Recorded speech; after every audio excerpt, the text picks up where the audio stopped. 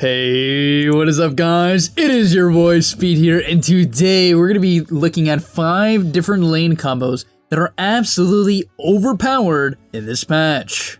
Yeah, so these are a couple lanes that I've been seeing within my games, that I've tested out myself, and just various things that I've theory crafted that I know for a fact are going to help you win MMR. You know, the laning stage is one of the most important places of the Dota match. If you lose the laning stage, you're going to struggle to do anything in the mid game and the late game. It's quite obvious. And so yeah, let's get into it. So without further ado, go get your gameleap sub if you haven't already. I know there's a bunch of you who watch these videos for free. I barely can live, all right? I barely can live. I'm running out of Pokemon cards to open, and therefore, if you guys don't get a gameleap sub, I'm not going to be able to open any cards, and therefore, that will be a large problem. So yeah, go do that, subscribe to the channel, and let's get into it.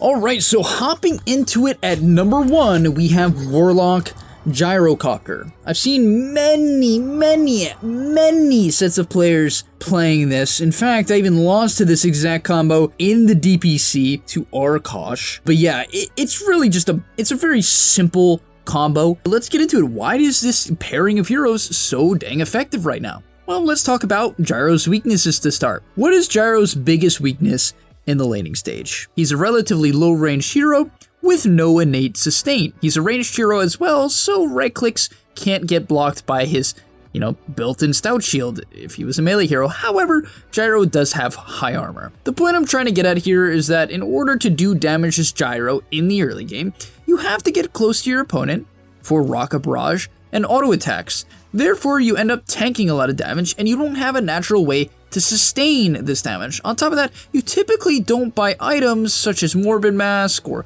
Ring of Health on this hero, and therefore, you cannot really heal. Well, the obvious solution to this is to pick a hero that can heal Gyro. And what do you know? Warlock is a fantastic example. But of course, it doesn't stop there. What type of damage does Gyro do in the laning stage and in the mid and late game? What does he just do? He does AoE damage! Flat Cannon, Cold Out, even Rocket Barrage to some extent is AoE damage. In fact, that is what he's known for. He's not necessarily good at bursting one hero. I mean, Rocket Barrage in the early game can do that, but mid-late game, he's not gonna 1v1 a PA and just destroy the PA, unless he's really far ahead in terms of net worth, but he will kill PA's team very handedly. On top of that, Warlock will Fatal Bonds them. So, if you Fatal Bonds 5 heroes, and they all get hit by Call Down and Flat Cannon, they will die. They will die. It's as simple as that. And the last thing I want to mention about this combo is something you do in the actual lane to make it broken. What can you do with the new Gyro buff? Well, what is the new Gyro buff, you might be asking? He gets an extra flak hit at level 1. Instead of it being 2, it's now 3. It's slightly longer cooldown at level 1, but doesn't really matter. It's not long enough to change anything. And so what you do is you Fatal Bonds to Creep Wave, and you just Flat Cannon the Creep Wave. And you can just do this literally every single, okay, not actually every single wave. You can do this close to every single wave. On top of that, you bond your opponent to the wave, flack it down. They can't trade because they have no Creep Wave because it instantly dies, and they take damage from every creep that's Fatal Bonded to them. And so all in all, this combo is definitely extremely good. Really, I cannot harp how good this combo actually is, and I think one of these heroes will receive a nerf in order to deal with this current dilemma. Alright, next up on the list is one of my favorite combos in all of Dota, and I think it is very, very good right now. Recently, Darkseer received a couple of buffs. I mentioned in my offlane tier list how I think the hero has the potential to be a top 5 offlaner right now, and the best hero to enable Darkseer, in my opinion, is Clockwork. At a lot of stages of the game, you have vacuum into cogs, vacuum into hookshot to some extent, so that's good. But the biggest thing that I like is Darkseer naturally shoves the wave into the tower. Now, what is the best hero in Dota to dive the tower with an Ion Shell? Yeah, you guessed that correctly, it's Clockwork. Because Battery Assault, you turn it on with an Ion Shell, you dive the tower, and you don't auto-attack. And because you don't auto-attack, you don't ever tank the tower. Right? An Ion Shell plus Battery Assault is more than enough damage to kill most heroes, or at least push them away from the creep wave. And it becomes really even more dangerous for supports if they ever get surged at by a level 3 Clockwork with a level 2 Ion Shell or higher on him. They are basically dead unless they're one of the few supports that can get out of cogs. On top of that, one of Darkseer's biggest weaknesses as a hero is the fact that he doesn't have hard initiation.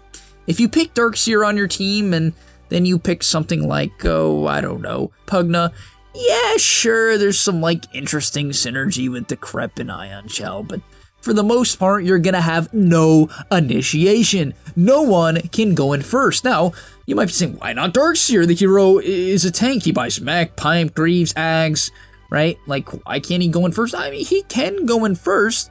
He can go in first, but he doesn't have a stun, right? Unless you buy the Shard, I guess, which is actually really buffed. By the way, Normal Punch right now is incredibly good. That is Darkseer's Shard, where if you run around about 900 units and then you auto-attack someone, it stuns them for like 2 seconds and creates an illusion of that hero that does 80% of their damage and only takes 200% damage. It's pretty nuts how much potential is actually here. But getting back into my point, if you're the one initiating and you don't have a hero like Clock, they're very often going to run away.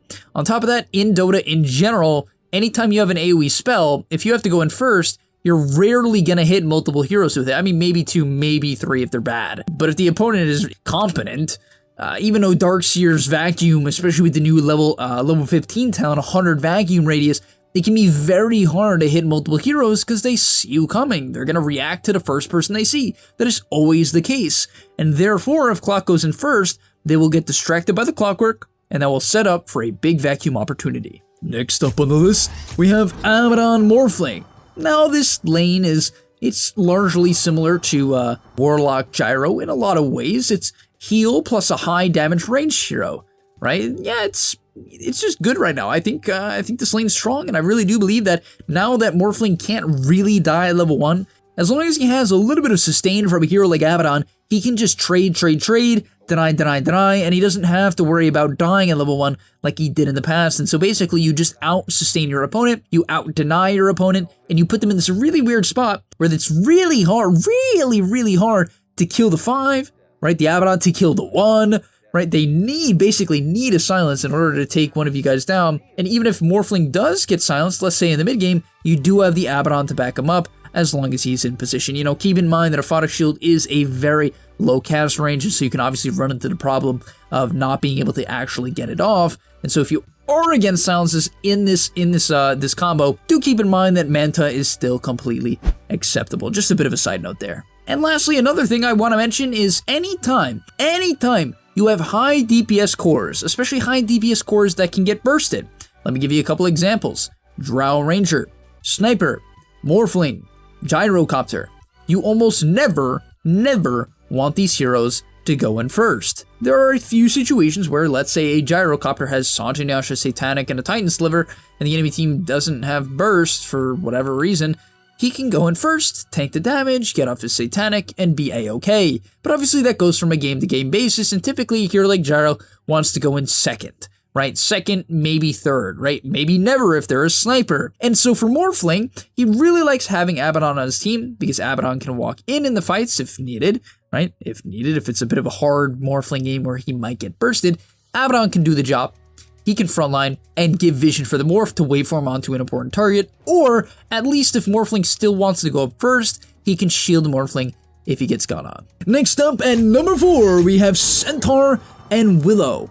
Now Centaur, his biggest buff this patch is by far, well actually there's 2. The one that I would say is the most important is the fact that Vanguard is now a 60% chance to block and 100 gold cheaper, making that item, in my opinion, insanely good. It just looks good to me. I feel like there's so much potential here. So Centaur takes no damage when he hits Vanguard. He can rush the Vanguard, and then you pair it together with a Willow, and you actually are so insanely good at poking people down. Willow is really good at ship hitting and running, right? Especially with Shadow Realm, it's very hard to actually go on the Willow, and so you can continue to kite in and out of the fight, poking the safe laner in the position 5 down, and then Centaur can do the same thing, but just with Retaliate. He can completely zone out the safe laner, right, just by putting his body in front, and if they want to hit him, they have to tank Retaliate. Then if they tank Retaliate, you set up with a root, After that route, you follow it up with the Centaur stun, which was recently buffed, and you likely will get a kill. On top of that, in the mid game, another thing I will say that I think is an interesting synergy that definitely matters more than people would originally believe is the fact that when Willow fears the opponent, when Willow uses her ulti on the enemy, they go faster, right? When you're fear, you go faster. It's like when you get a Savage Roared by Lone Druid, you run away faster. I think even SF ult pushes you away faster than usual than your current movement speed.